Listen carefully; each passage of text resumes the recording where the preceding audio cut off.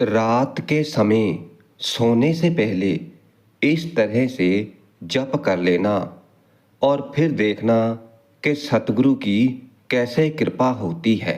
साध संगत जी, गुरु ग्रंथ साहिब जी की वाणी के अनुसार सपने में किसी ने राम की मांग की है, सपने में किसी ने परमात्मा की मांग की है, तो ये मांग सपने की ये चाहत इस बात का सबूत है कि इस व्यक्ति की जागृत अवस्था बड़ी पवित्र है।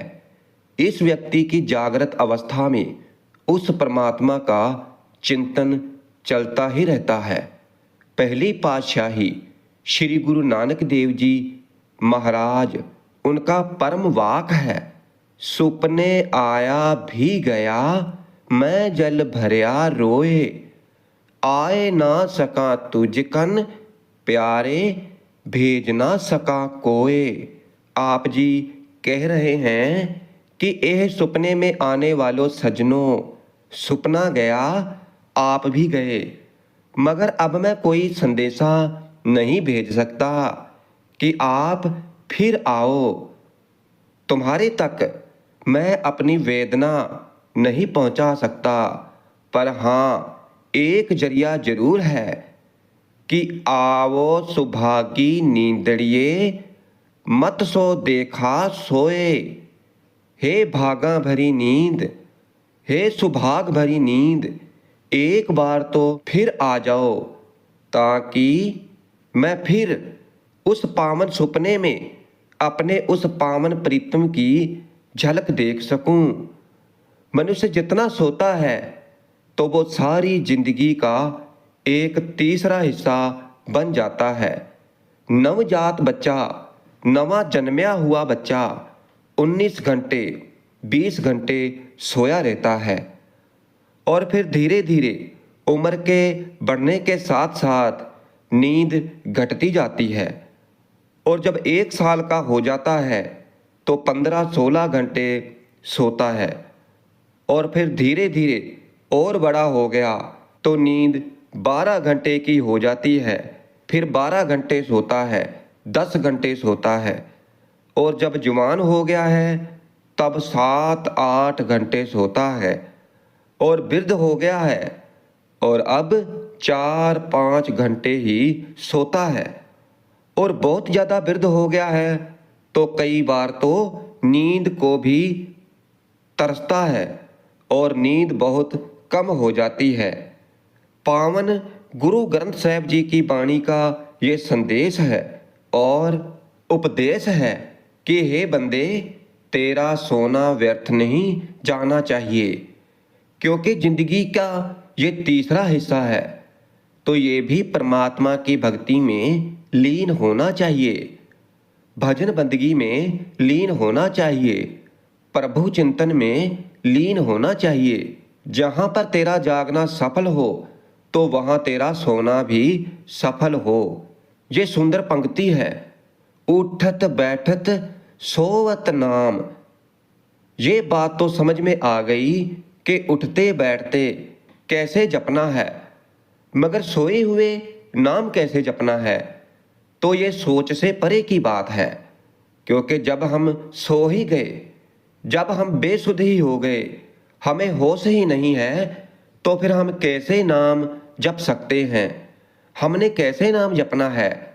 तो पावन गुरु ग्रंथ साहिब जी की वाणी में इसकी तफसील ये है कि पूरे दिन जो कुछ भी व्यक्ति ने चाहा है और मनुष्य की वो चाहत जो अधूरी रह गई है तो वो रात में सुपने में पूरी होती है।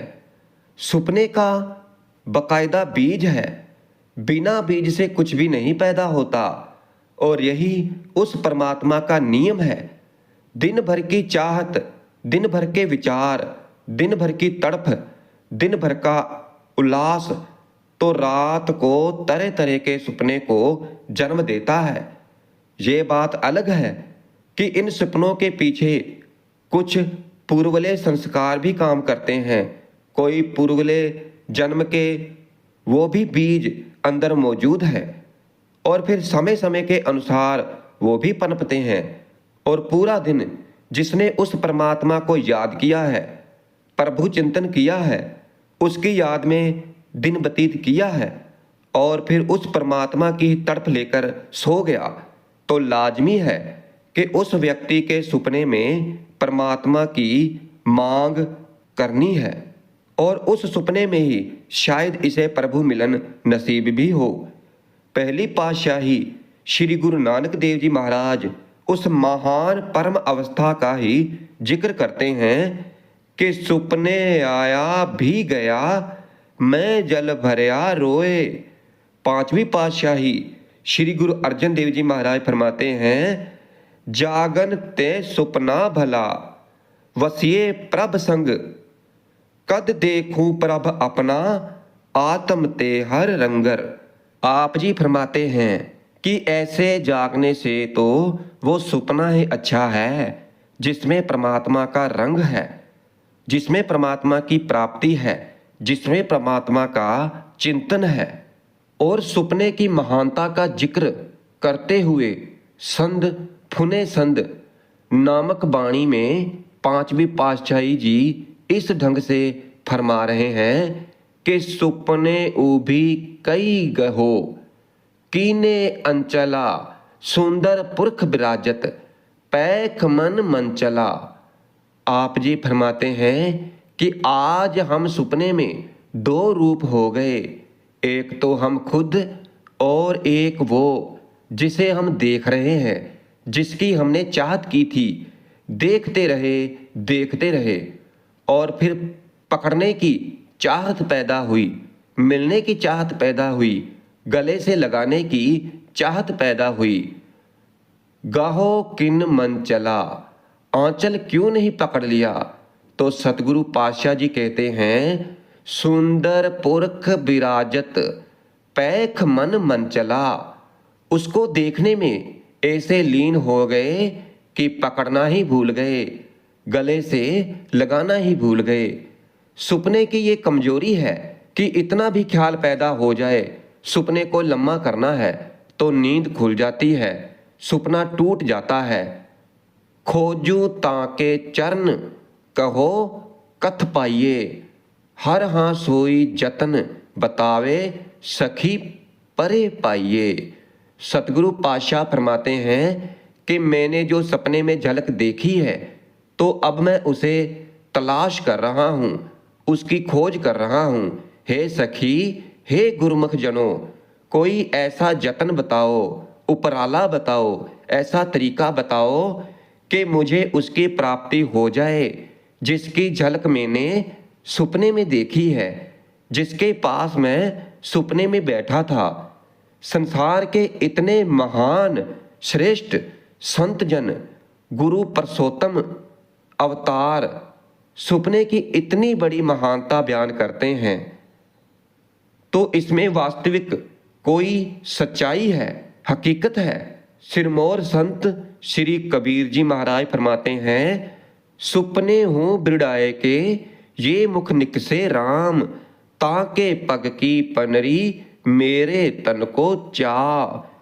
आप जी फरमा रहे हैं कि सुपने में अचनचेत किसी की रसना से निकले राम, तो कबीर जी कहते हैं कि उसे बाजार से जूती मोल लेने की जरूरत नहीं है, अपनी चमड़ी से मैं अपनी खलड़ी की जूती बनाकर उसके पैरों में डाल दूं, क्योंकि वो व्यक्ति पूजने योग्य है, वो मनुष्य महान है जो सुपने में राम नाम का उच्चारण कर रहा है।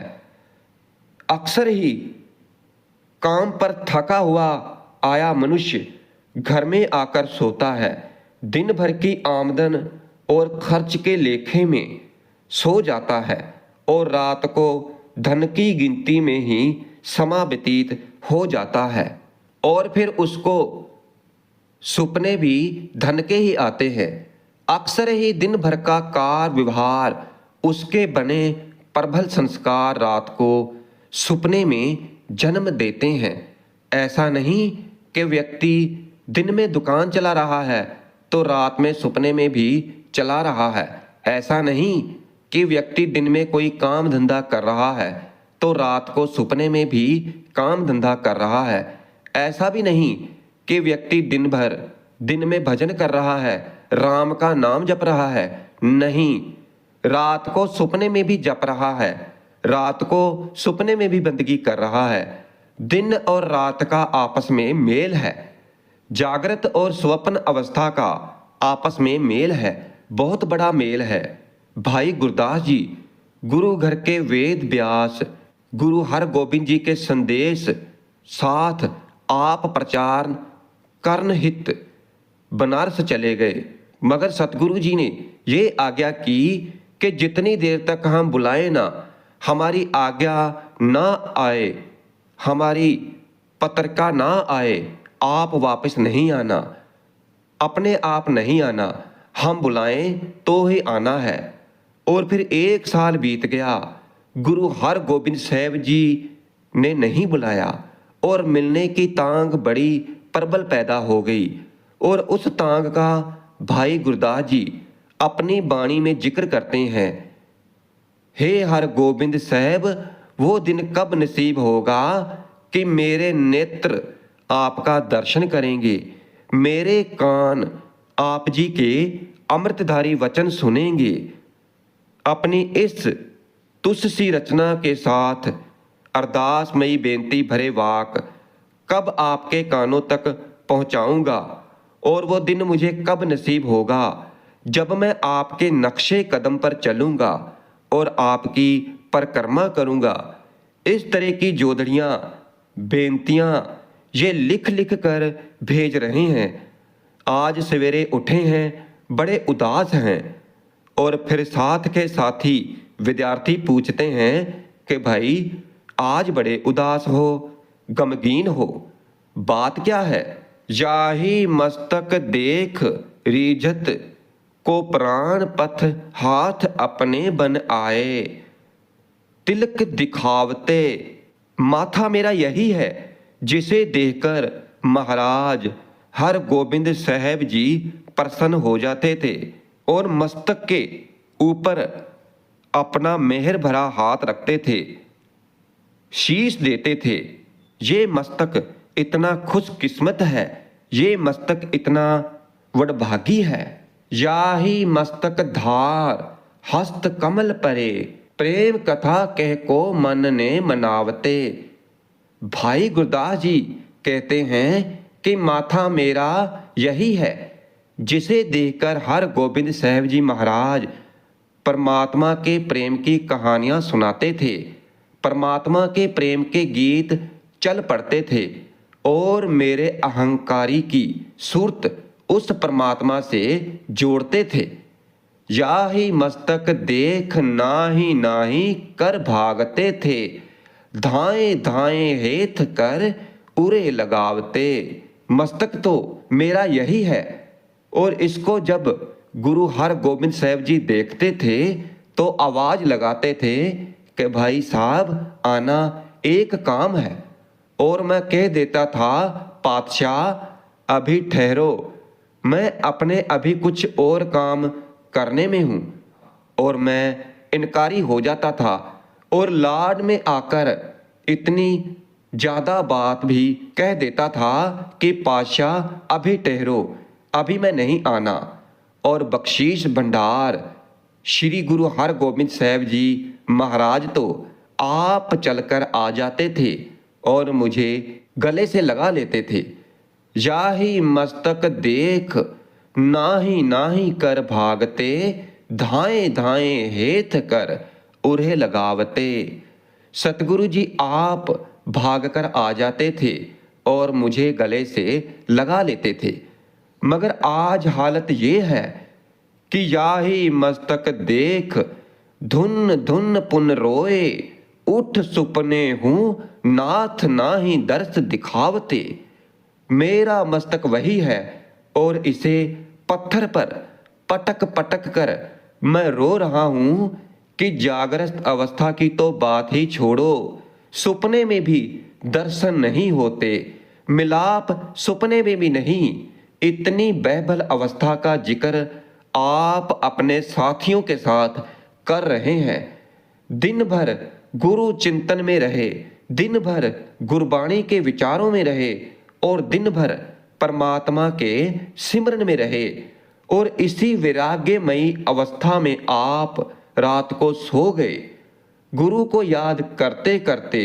और आज जब अमृत वेले में उठे तो चेहरे की रौनक कुछ और ही थी, आंखों की चमक कुछ और ही थी, उठने का अंदाज ही कुछ और था। ये सब कुछ देखकर साथी पूछते हैं कि भाई जी, आज तो किसी नए ढंग से उठे हो, आज तो आपकी आंखें कुछ वह भी दुनिया की खबर दे रही हैं, आज तो आपका ये मस्तक कुछ गुज्जे भेद खोल रहा है, कोई राज प्रकट कर रहा है। तो भाई साहब जिक्र करते हैं, सुपने चरित्र चित्र बनके बने चित्र पावन पवित्र, मित्र आज मोरे आए। वो जो मेरा मित्र जिसकी चितवनी मैं दिन रात करता रहा, जिसे मैं दिन रात याद करता रहा, तो वो आज बड़ा ही प्यारा और पवित्र रूप धारण करके बिल्कुल बचित्र सी लीला बनाकर मेरे सुपने में आए और मैंने उनको रज रज कर देखा। सुपने में कोई दुराचार करे तो शरीर की हालत ऐसी बनती है जो जागृत अवस्था में बनती है। सुपने में अगर कोई चोरी करे तो हालत शरीर की वैसी ही बनती है जैसी जागृत अवस्था में बनती है। चोरी करे तब उतना ही डर पैदा हो जाता है और शरीर के रोंगटे उसी तरह खड़े हो जाते हैं।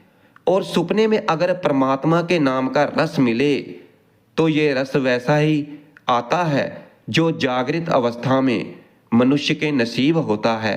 इसलिए सुपने में किया गया शुभ और अशुभ कर्म बकायदा संस्कारों को जन्म देता है और बकायदा ये एक कर्म है। इसलिए गुरु गोबिंद सिंह जी महाराज फरमाते हैं, निज नर नारी के संग नेहु तुम नीत बढ़इयो, पर नारी की सेज भूल सुपने हूँ ना जाइयो। आप जी कहते हैं कि सुपने में भी ये चिंतन नहीं आना चाहिए पराये तन का, पराये धन का। और जिस व्यक्ति के बुरे सुपने आ रहे हैं तो समझ लो उस व्यक्ति का जागृत भी अच्छा नहीं है। जिस मनुष्य की रात बुरी बीती है तो इस व्यक्ति का दिन भी अच्छा नहीं है। जिस मनुष्य के सुपने बहुत गंदे हैं तो इस व्यक्ति का जागना भी कोई बहुत पवित्र नहीं हो सकता, क्योंकि जागना और सुपना दोनों आपस में जुड़े हुए हैं। क्योंकि जो जागना है तो वही सुपने को सोने की अवस्था में जन्म देता है। इसलिए सतगुरु जी फरमाते हैं कि रात को सोते समय सतगुरु का चिंतन करते करते सोवो तो रात को सुपने में भी सतगुरु ही आएंगे। गुरु नानक पातशाह फरमाते हैं कि आओ सुभागी नींदड़िए मत सो देखा सो। आप जी कहते हैं कि हे भागा भरी नींद तू आ, दिन भागा भरा हो तो रात अपने आप भागों भरी हो जाती है। दिन भागा भरा हो तो रात को भागा भरे सुपने आ जाते हैं। आव सुभांगी नींदड़िए मत सो देखा सोए। अगर कोई व्यक्ति पापी है या पवित्र है तो इसका निर्णय वो खुद कर सकता है। अगर अभी तक भी उसको बुरे सुपने आ रहे हैं तो इस व्यक्ति का जागना और जीवना पावन नहीं है, पवित्र नहीं हो सकता, क्योंकि पूरे दिन के कर्म, पूरे दिन के विचार ही तो रात को सुपने को जन्म देते हैं। सो सुपना अपने आप का निर्णय करने के लिए ही परिपूर्ण परमात्मा की तरफ से दिया गया एक बहुत बड़ा वसीला है, जिसे देखकर मनुष्य अपने बारे में ये फैसला कर सकता है कि मैं पावन हूँ कि मैं पापी हूँ, मैं अच्छा हूँ कि मैं बुरा हूँ। इसलिए इस वाणी की पंक्तियों से हमने ये प्रेरणा लेनी है कि दिन भर परमात्मा का चिंतन करते करते रात को भी इन्हीं विचारों को लेकर सोना है कि रात को ऐसे सुपने आए कि जिससे उस परमात्मा का मिलना नसीब हो, सतगुरु का मिलना नसीब हो, गुरु ज्योति के दर्शन हो, सत्संग नसीब हो।